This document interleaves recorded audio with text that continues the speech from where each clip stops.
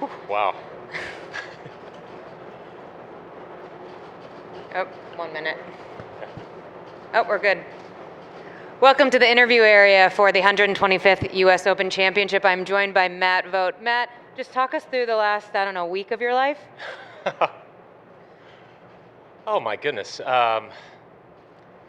Yeah, it's been crazy. That's the kind of the crazy part about qualifying is you qualify and then you got to get going. The U.S. Open's the next week, so um, we flew out to Walla Walla, Washington for the qualifier. Kind of took a flyer on that being a great course fit for my game. It paid off. Got about 2 hours of sleep on Monday night, just adrenaline and phone blowing up and just soaking it all in. And then traveled home Tuesday.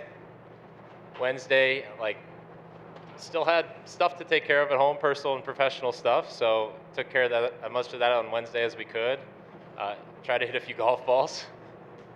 Pack Thursday, play a little bit. Same thing Friday, and got in here on Saturday. So it feels like it's been about 3 years in about 6 days, but it's been incredible.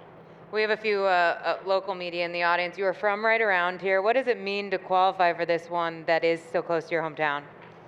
It means so much. I honestly, with the restoration work here at Oakmont, and just everything going on with the Open, I try to not even really pay attention to it because I just feel like I knew that it was an absolute pipe dream to get here. I mean, it is for the best pros in the world, let alone, amateurs. So I almost didn't want to think about it too much. I'm still trying to soak it all in, but also not get too sentimental about it because it's incredible. I mean, where we're sitting right now is not far from where I just sat in the caddy yard waiting for people on the range. Or we walked right up this path to the caddy shack, the porch right outside the clubhouse or outside the pro shop. So even as I just talk about it now, I get sentimental on it. This place means so much to me. The members are incredible. Stanley Druckenmiller, a prominent member here, provided me and a lot of caddies with a scholarship to go to help with college. So I'm just indebted to this place, and I'm so grateful. I'm just so grateful, honestly. We are going to open it up to questions. Just raise your hand. We have 2 mic runners in the room. We're going to start here. Keith on the left. Matt, how you doing? Doing great, man. How's the course playing differently from when you were a caddy here? Well, the rough is about 4 inches higher, 5 inches higher. And the rough's the biggest part. This course is so good all year long, and the rough is the biggest change, or the biggest thing I've noticed. When you caddy here too, you're not really viewing the golf course in the lens of tour level golf. So that's been interesting too. I'm going around and thinking how I would play the golf course now at this point in my life. So that's been a bit of a change. I know everything that's going on, but not to maybe the level of detail that you need to play in the U.S. Open. So it's been a mentally exhausting few days just starting to get to learn the golf course a little bit. Front here, Jeff. Matt, what's it like to sign autographs? It's, I have a 15-month-old daughter now, so, and everyone knows about my dad's recent passing. So even the last few months, I feel like I've gone from in a way, from a boy to a man, and matured as a person and as a dad, and so the coolest part is seeing kids out there. They might know who I am, they might not. They just know I'm playing golf inside the ropes, and maybe they're thinking about doing it themselves someday, or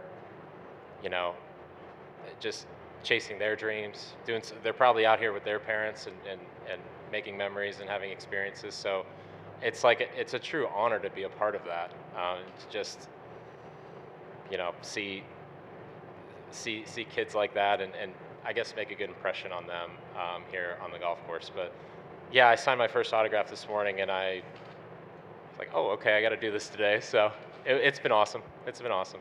On the left here, Jeff. Matt, how much when you caddied here did you get to actually play the course, and what's it like reading the greens for yourself versus for somebody you're caddying for who's like a 10 handicap? Yeah, so we got to play Monday nights, and honestly, we did not appreciate that as much as we should have. I mean, thinking about it now, we should have been here every single Monday, but I'd be lying if I said we were. But we try to get out here most Monday nights and play till dark. And reading the greens now, just like being a different person, player, golfer, I feel like, again, it's hard. Like sometimes using your eyes out here doesn't work. So trying to use your feet, trying to look from the sides, really as you're walking up and around the greens, it's different than just maybe telling someone, a 10 handicapper, hey, kind of hit it up in here and have fun. So the restoration work, all these little fingers and little additions to the sides of the greens, those have kind of changed the visuals around some of the edges of the greens too. So they get kind of tricky. Like some of them actually run a little bit away. It might look like a bowl. Some of them actually start to curve away.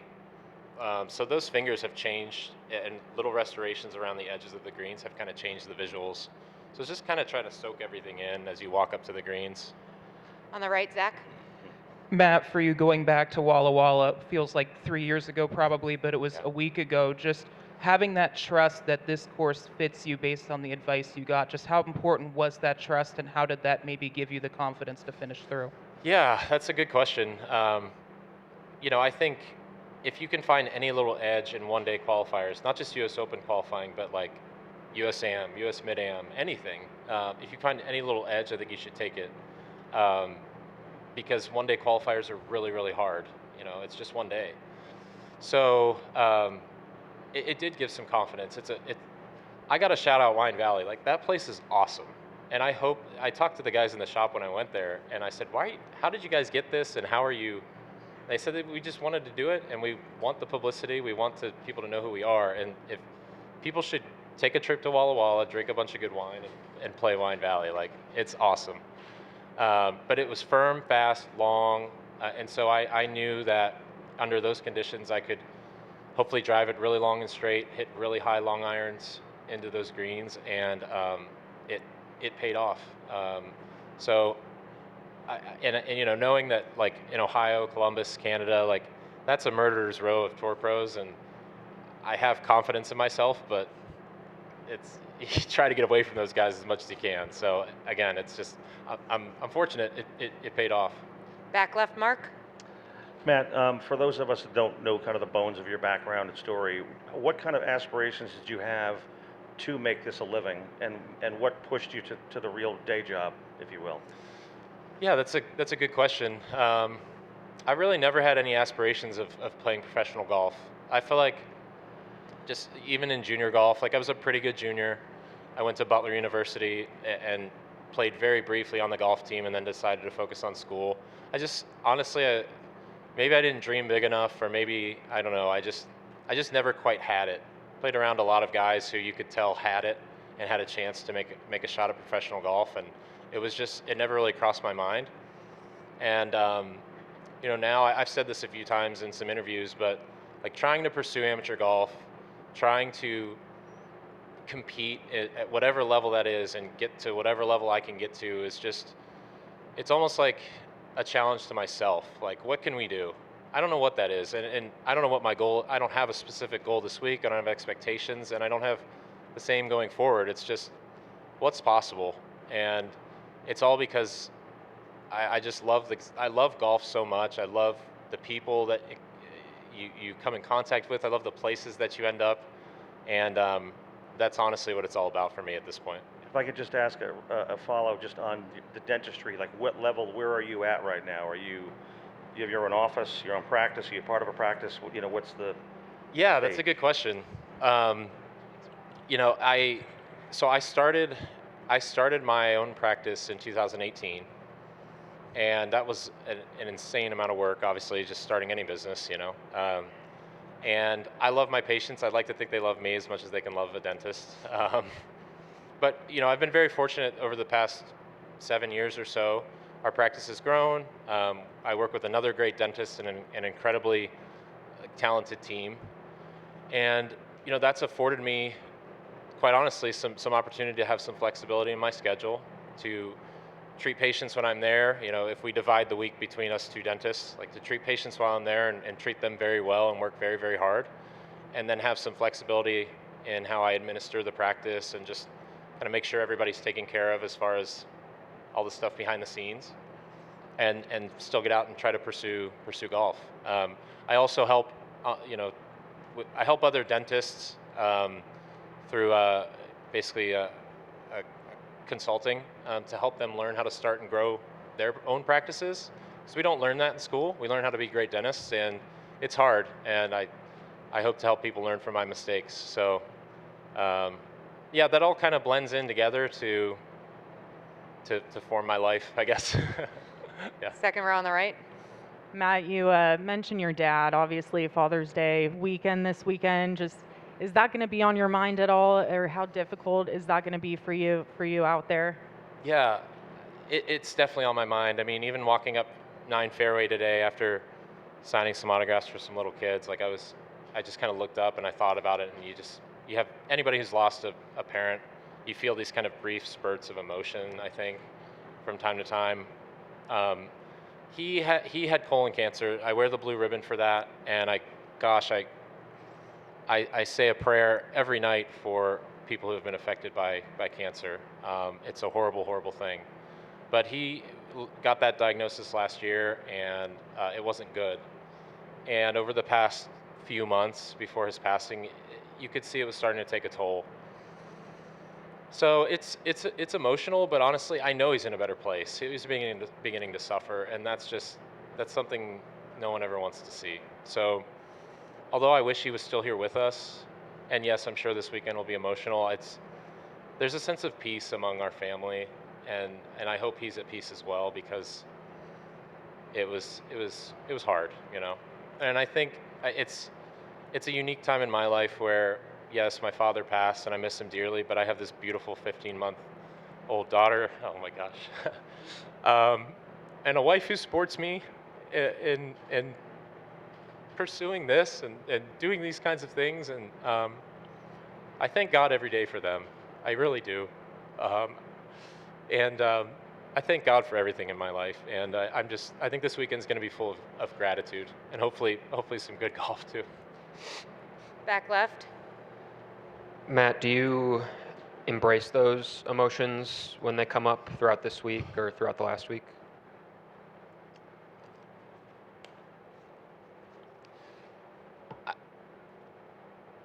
I try. I don't know how to deal with all this, you know. It's been a learning process, a lot of talking with, you know, my friends and coaches and the people who have helped me, not just in golf but in life, on how to process things like that.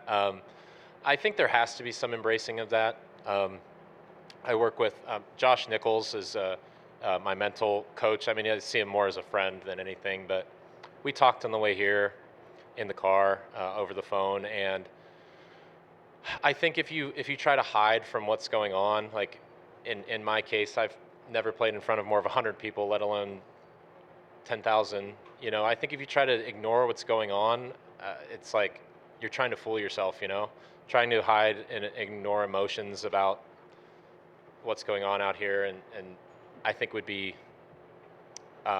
maybe counterproductive. So I think the theme of the week for me is to just be present and let those come as they may. But then, obviously, once you get closer to hitting a golf shot, you got to snap back into focus, and that's how I'm trying to handle it. So. And then just one quick follow-up. Have you gotten any increased interest in the dental practice in the last week? Any fun calls? Yeah, I think so. You know, I can say this because Nick, one of the producers on Pat McAfee's show, he's a patient, but he told the world, so he waived his HIPAA rights in that way. So, but he gave me a call the next day and wanted to get me on Pat's show, which is a blast. So, I think they've gotten a ton of inquiries. Again, I have such a great team that I've got some friends helping me out with all those messages and inquiries, and said, hey guys, like, you know, forward those to Chris, my buddy, and make sure you stay focused on patients, you know, because that's what we're there to do in McCordsville, Indiana. So it's been a lot of fun. Some patients reaching out, other fellow dentists. Just, I feel like there's so many people behind me this week. Oakmont, Pittsburgh, dentistry, you know, it's been fun. So honestly, from a business perspective, like, that's not what it's about. Like, we try to take good care of people, and If it brings us more great patients that we can help, awesome. It'll give us something to talk about maybe around the office. So. Just a few more on the right, Brentley. Oh, sorry, Nick. Just kind of a follow-up to the attention you're getting this week. Why do you think your story resonates with people? It's a good question. I've said a number of times. I've said a number of times this week that I'm not sure. I don't know. I'm not sure why I'm talking to people. I'm not sure why there's so much interest and why it resonates. But I suppose maybe it's because people are inspired. And I guess that's one of my goals in doing all this week. Besides, obviously, doing the best I can in the golf tournament, is just to inspire some people. To let them know that it's never too late to try to pursue something in your life that you think is really cool and it's something you want to do that other people think might be foolish or might be a waste of your time, or maybe they don't believe in you. So I hope maybe that's why. Two more now, Brentley, then Paul. Yeah, I'm curious, as a former caddy and also playing here in 21, have you ever gone into adjacent fairways off the tee, and being out there now for a couple of days, do you see any opportunity post what Gil did? Great question. There's not a whole lot of that this week, I don't think. With the work that's been done, some of the restoration work, it just kind of makes that a little less attractive going to the other fairways. When I played in the 2021 USAM, I did not play well, but I played the golf course before a bunch of rain hit. So when it's firm, those choices, I think, kind of go out the window. And I'm sure the golf course will, over the next few days, if the weather cooperates, will obviously be tuned up to the max. So we've looked at it in a few spots, but I think we're just going to stick to what the golf course tells you to do. And that's what's cool about Oakmont, is like, it's so well designed in spots. It just says, hey, do this. And sometimes it means hitting it dead straight in between a lot of junk. And it's almost simple in a way. It's like, you got to do this or consequences. So. Last one here on the left. Well, did you stop at the Caddy Shack and meet up with some of your buddies over the weekend? The old Caddy Shack used to be like right behind the range where the new range is here. So I don't think it's there anymore. I was asking, but I did. We did go with a friend of mine who still is a caddy here yesterday to start to get some of the lay of the land of the restoration work that's been done. And I got a lot of cool messages on like Instagram from some caddies and members I've stayed in touch with. So yeah, I'm proud to be representing the caddy yard this week for sure, no matter how things go. Well, Matt, we really appreciate the time. Best of luck this week. Thank you so much, everybody. It means a lot. Thank you.